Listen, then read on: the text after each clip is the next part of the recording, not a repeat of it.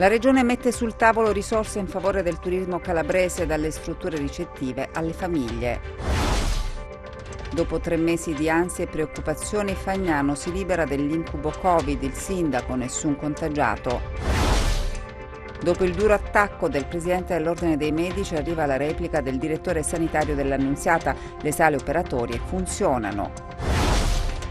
Corriere della droga, beccato sulla A2, era diretto in Sicilia, aveva in auto 4 kg di droga.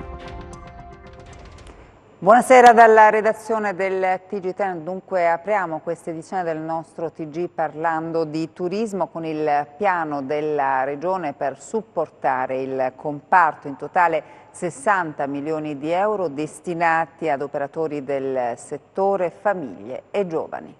60 milioni di euro è l'investimento della Regione per rilanciare il turismo in Calabria nell'estate post-Covid, risorse che raggiungeranno, secondo le stime del piano, 400.000 persone. 4 le misure messe in campo e illustrate nel corso di una conferenza stampa a Catanzaro. Tutte saranno in pubblicazione la prossima settimana. Nel dettaglio le strutture ricettive potranno far riferimento ad Accogli Calabria, che prevede un contributo una tantum. Stai in Calabria si rivolge alle famiglie calabresi che soggiornano almeno 3 notti in una struttura ricettiva regionale. Accoglienza Calabria rivolto ai turisti extraregionali ai quali si offre una cena durante un soggiorno in Calabria. Infine ai ragazzi tra i 18 e i 24 anni è rivolto in Calabria, ossia un voucher di 200 euro per turismo e cultura. Priorità è far ripartire un settore strategico quale quello del turismo per l'economia della regione e al contempo preparare la stagione 2021 di cui il 2020 è banco di prova. Ce la stiamo mettendo tutta, penso che con un buon lavoro di squadra con gli operatori riusciremo, non dico a recuperare in pieno, mi auguravo di poter lanciare una stagione migliore, ma compatibilmente con quello che è accaduto credo che la Calabria possa avere grandi chance. Noi abbiamo studiato una strategia che è diversa da tutte le altre, abbiamo studiato particolari misure e ci sono misure su tutto il comparto turistico, dalle strutture ai tour operator, alle agenzie di viaggio e poi strutture dedicate alla persona e alla famiglia in maniera tale da rimanere vicini ai bisogni delle persone ma anche alimentare la domanda interna ed esterna. Sul turismo abbiamo messo il grosso delle risorse proprio per dire che gli hotel devono poter riaprire garantendo sicurezza, giocandoci bene questa stagione, non rischiando nulla perché sul 2020 ci giochiamo poi un 2021 straordinario. I bonus vacanza veri che riguardano i calabresi per un certo reddito e i bonus per i giovani, che anche quello non è da sottovalutare perché sono comunque 12 milioni e mezzo di euro che vanno nelle nostre strutture, quindi nei nostri teatri, cinema, ristorazione e quant'altro, bonus per i tour operator che li stanno già utilizzando perché oggi sappiamo tutti che si vende la stagione 2021. Abbiamo studiato uno strumento per dare un contributo importante, fino a 160.000 euro un hotel che riapre su sanificazione, su personale che riprendi è strutturalmente una cifra diciamo la più importante che l'abbiamo sentito sia da parte del governo anche nelle altre regioni.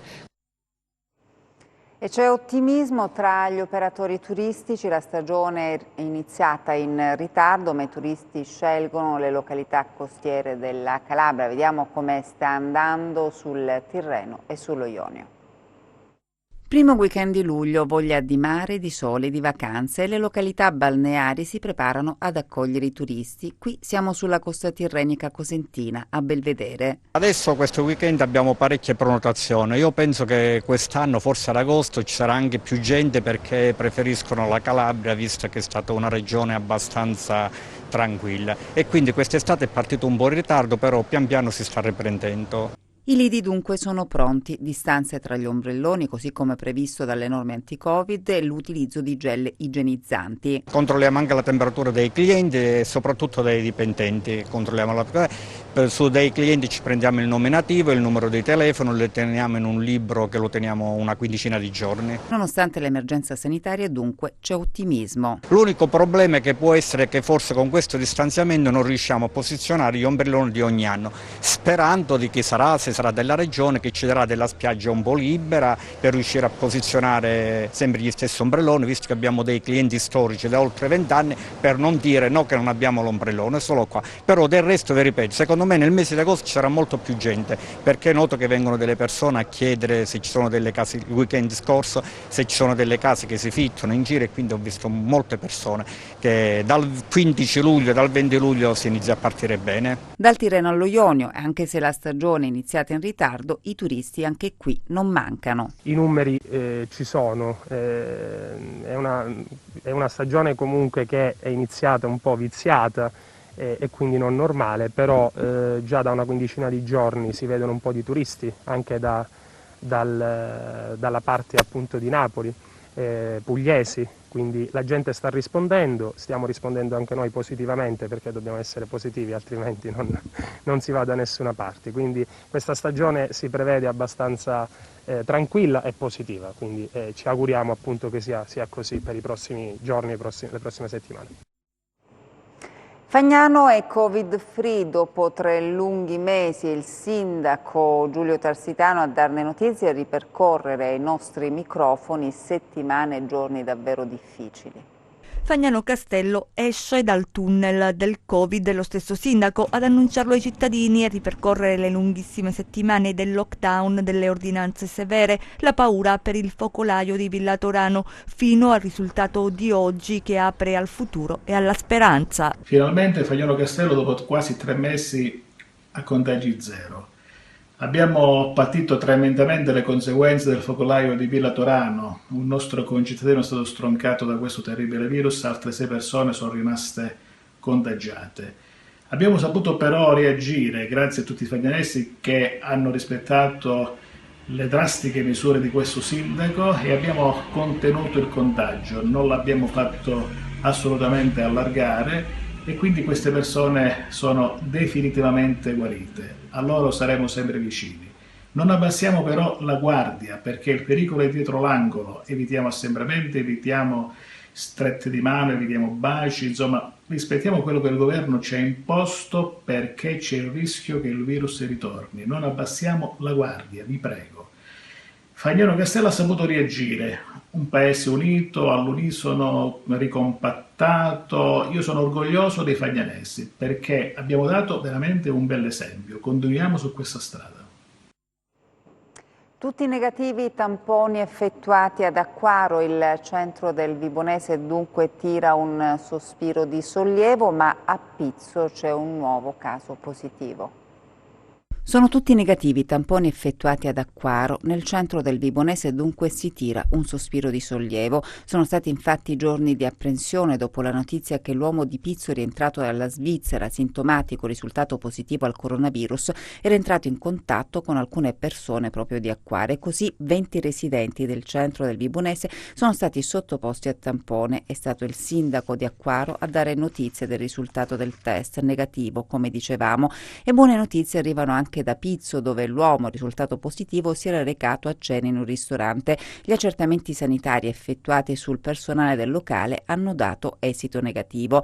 Da Pizzo però arriva la notizia di un nuovo positivo in un villaggio turistico. Secondo quanto reso noto dal Dipartimento di Prevenzione dell'ASP di Vibo, infatti una donna di nazionalità rumena è risultata positiva al primo tampone. La donna sarebbe un'animatrice che insieme al proprio gruppo alloggiava appunto in un villaggio turistico sulla statale 18 in località Colamaio. Sono già stati sottoposti al tampone tutti i dipendenti e collaboratori della struttura, mentre tutti gli animatori e i lavoratori entrati in contatto con la donna si trovano in isolamento precauzionalmente. La donna, fanno ancora sapere dal Dipartimento di Prevenzione dell'ASP, sarebbe asintomatica. Le sue condizioni non desterebbero preoccupazioni. E adesso il consueto bollettino della Regione Calabria. Si registra un nuovo caso positivo al coronavirus nelle ultime 24 ore in Calabria, il dato contenuto nel consueto bollettino della Regione. In dettaglio in Calabria ad oggi sono stati effettuati 95.818 tamponi. Le persone risultate positive al coronavirus sono 1.182, una in più rispetto a ieri. Quelle negative sono 94.636. Territorialmente i casi positivi sono così distribuiti: a Catanzaro 1 in reparto, 1 in isolamento domiciliare, 182 guariti e 33 deceduti. A Cosenza 1 in isolamento domiciliare, 433 guariti e 34 deceduti. A Reggio Calabria 2 in reparto, 16 in isolamento domiciliare, 256 guariti, 19 deceduti.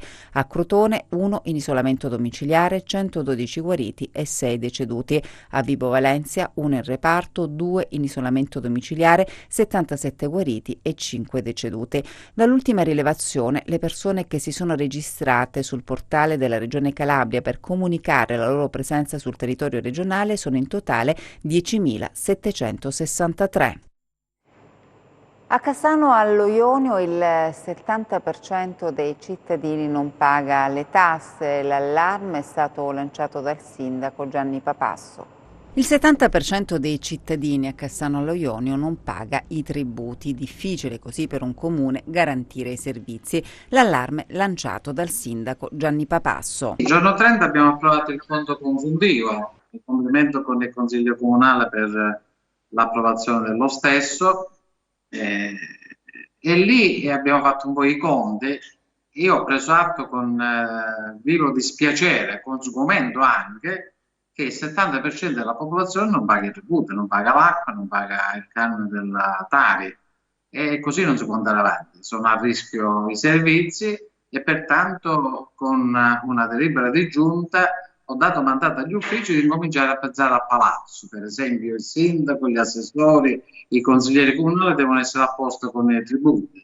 Dopo questi soggetti istituzionali devono essere a posto con i tributi i dipendenti comunali. Per me è vergognoso il fatto che 37 dipendenti su 128 non pagano l'acqua. Questo non è tollerabile. Se non si metteranno subito in regola sarà applicato la trattenuta del PIN dello stipendio e sarà tagliata anche l'acqua nelle abitazioni. Dopodiché ci sono delle attività produttive che purtroppo pretendono servizi da parte del comune, però poi non sono puntuali, non pagano niente. Abbiamo dato 30 giorni di tempo, se queste attività non pagheranno, dopo 30 giorni saranno chiuse. Stamattina proprio ho parlato con l'ufficio di ragioneria perché voglio essere ancora più incisivo, nel senso che a breve selezioneremo un certo numero di utenti, quegli utenti che magari stanno bene anche economicamente, e andremo a casa a fare il distacco dell'acqua. Botta e risposta tra il presidente dell'Ordine dei Medici Eugenio Corcioni e l'azienda ospedaliera di Cosenza, e quest'ultima oggi a replicare che gli interventi chirurgici in ospedale non si sono mai fermati. Dal 10 marzo, dice il direttore sanitario De Paola, ne sono stati eseguiti 1500.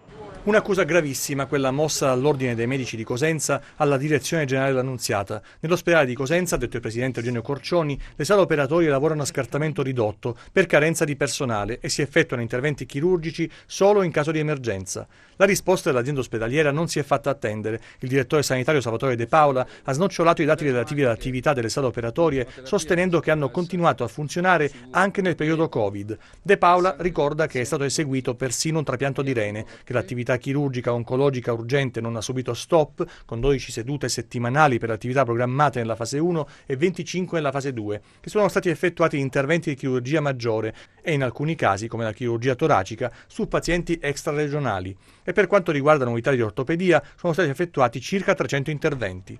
Dal 10 marzo, afferma De Paola, sono stati complessivamente 1500 gli interventi, nonostante parte del personale di sala sia stato utilizzato nell'area Covid. Nessun cenno da parte del direttore sanitario alle altre questioni sollevate dal presidente Corcioni, ossia il mancato aumento dell'organico mediante assunzioni di medici e infermieri, il blocco delle procedure per i concorsi nei reparti di oncologia, cardiologia interventistica, otorinolaringoiatria e chirurgia pediatrica e l'aumento dei posti letto in terapia intensiva, operazione prevista dal piano di riordino della rete ospedaliera, ma impraticabile per assenza di finanziamenti. Il sindaco di Isola Capo Rizzuto chiede al polo museale della Calabria tempi certi per la riapertura al pubblico della fortezza di Le Castella. Aprire il castello di Le Castella nel minor tempo possibile, senza accampare scuse in merito alla mancanza di personale o risorse, perché per altri musei sono state trovate. A dirlo il sindaco di Isola Capo Rizzuto, Maria Grazia Wittenberga, in merito all'atteggiamento del Polo Museale della Calabria, che da quando nel 2018 ha ripreso la gestione del maniero di Le Castella lo ha tenuto aperto alcune settimane tra luglio e agosto 2019. Il castello di Le Castella, dove negli anni 60 fu anche girato il film L'Armata Brancaleone, è il principale attrattore turistico del comune di Isola Capo Rizzuto e della provincia crotonese. Tenerlo chiuso anche nell'estate 2020, dopo la crisi causata dal lockdown per il coronavirus, ha provocato la reazione del sindaco e dell'amministrazione comunale. Il polo museale infatti non ha fornito una data certa per la riapertura al pubblico. Da parte dell'amministrazione, ha detto il sindaco, abbiamo dato ampia disponibilità al polo museale della Calabria per arrivare il prima possibile all'apertura della fortezza di Le Castella. Il comune si è offerto di pagare le utenze, di realizzare un'app per la prenotazione dell'ingresso per evitare assembramenti, la cura e la pulizia dell'esterno. Dal polo museale però non abbiamo avuto risposta, sottolinea ancora Wittenberga. È stata manifestata da parte della minoranza la volontà di lottare al fianco della maggioranza per far valere le ragioni del territorio, privato di un bene che è un vero e proprio simbolo, oltre che una delle principali attrattive per il turismo. Il Parlamento delle imprese della Camera di Commercio di Cosenza ha tenuto un incontro online con il primo presidente della Corte Suprema di Cassazione, Giovanni Mammone. La seconda seduta online del Parlamento delle imprese della Camera di Commercio di Cosenza è stata presieduta da Giovanni Mammone, primo presidente della Corte Suprema di Cassazione, che ha tenuto anche un'importantissima Lectio Magistralis. Noi vogliamo continuare le attività anche in videoconferenza e del resto stiamo avendo ragione perché abbiamo tanti iscritti e poi a migliaia ci seguono sui social. Oggi Mammone in realtà ascolterà il Parlamento delle imprese, quindi quei 10 imprenditori che hanno 3 minuti per fare delle proposte e avere delle risposte. Oggi sono momenti particolari anche per la giustizia e in realtà la legalità, la giustizia, la magistratura sono i punti fermi che devono rimanere in Italia. Se i punti si muovono ci sono dei rischi. Presidenti di Cassazione come Presidente della Corte Costituzionale sono ancora i grandi garanti di questo sistema democratico in Italia. La Lectio Magistralis di Giovanni Mammone è stata un confronto eccezionale e di prestigio, una grande opportunità di ascolto e interazione degli intervenuti con una delle più alte cariche istituzionali del nostro Paese. Le imprese, designate dalle rispettive associazioni di categoria, hanno avuto la possibilità di intervenire alla Lectio Magistralis, aperta anche alla partecipazione di tutto il mondo istituzionale ed economico del territorio. Io dico alla politica, dare le 1.000 euro, le 2.000 euro, le 3.000 euro che dicono che li danno alle imprese, non li danno alle imprese, è un servizio sociale. L'impresa non ha bisogno di 3.000 euro, l'impresa ha bisogno di meno burocrazia, l'impresa ha bisogno di certezza, l'impresa ha bisogno di un mercato, l'impresa ha bisogno di una visione politica delle regole certe. Quindi questi incontri ci fanno capire, ci fanno volare in alto. Non possiamo governare con la mediocrità, noi dobbiamo cercare di avere una visione e di volare in alto. Anche in questi momenti bui. Quindi cerchiamo di spingere, come dire, in qualche modo tutto il sistema dei corpi intermedi, quindi ci mettiamo anche noi, anche le nostre associazioni, e la politica ad alzare il livello di una visione, che purtroppo oggi non c'è a livello locale, ma non c'è a livello anche nazionale. La cronaca, arrestato a Villa San Giovanni un uomo sorpreso con più di 4 kg di cocaina. Sono stati i cani a fiutare la sostanza stupefacente.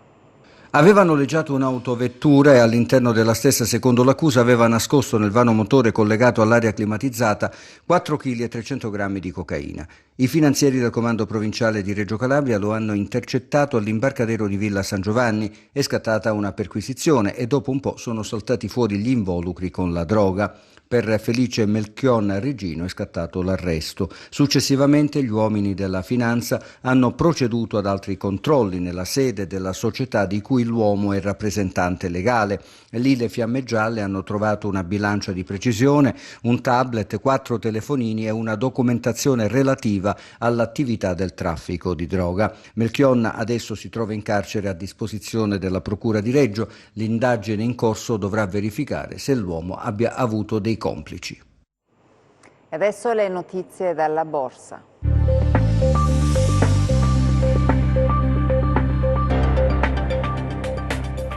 Seduta a sottotono per le piazze europee. La falsa partenza in territorio positivo è stata prontamente accantonata dai maggiori indici europei, appesantiti dalla notizia riguardante la potenziale divisione all'interno della Banca Centrale Europea su quanto il programma di acquisto obbligazionario dovrà essere ponderato verso alcuni paesi come l'Italia.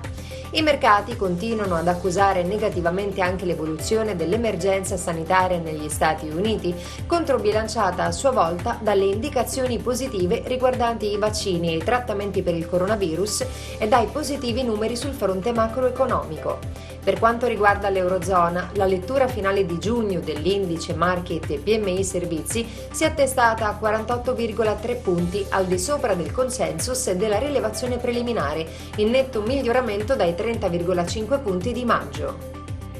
Il FTSE di Milano e il CAC 40 di Parigi hanno ceduto lo 0,8%, l'Ibex 35 di Madrid ha lasciato invece sul terreno l'1,4%, il FTSE 100 di Londra l'1,3%, il DAX di Francoforte lo 0,6%. Sul Forex il cambio euro-dollaro sale a 1,124, poco mosso al rialzo anche il dollaro-yen in area 107,5. Tra le materie prime scendono le quotazioni del greggio, con il Brent a meno 1,1% a 42,67 dollari al barile e il WTI a meno 1,2% a 40,16 dollari al barile. Sull'obbligazionario lo spread BTP Bund si attesta a 173 punti base, con il rendimento del decennale italiano all'1,26%. A Piazza Affari Ubi a più 2,5%, infrazionale rialzo STM a più 0,9%, ricordati e Banca Generali a più 0,2%. Vendite diffuse sugli altri titoli del FTSE con in coda Mediolanum a meno 2,4%, Ferragamo a meno 2,6% e Pirelli a meno 2,9%. Grazie e buon proseguimento di serata.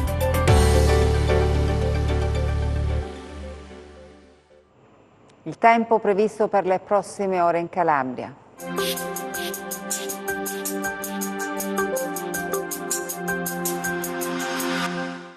Ancora 24 ore di caldo, seguirà un break instabile che inizierà nel weekend fino ai primi giorni della prossima settimana. Infiltrazioni di aria più fresca atlantica si insinueranno dal nord Italia già da venerdì con l'attivazione di temporali localmente forti e traslerà lungo la penisola tra la giornata di sabato e quella di domenica. Assisteremo quindi nel fine settimana ad un calo delle temperature.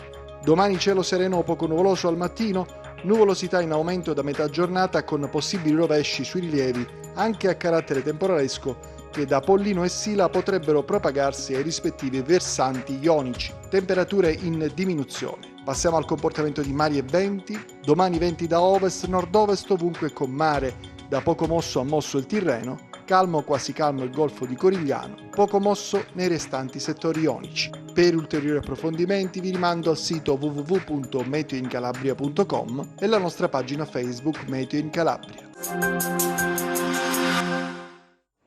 Ed è tutto, grazie per l'attenzione, buona serata.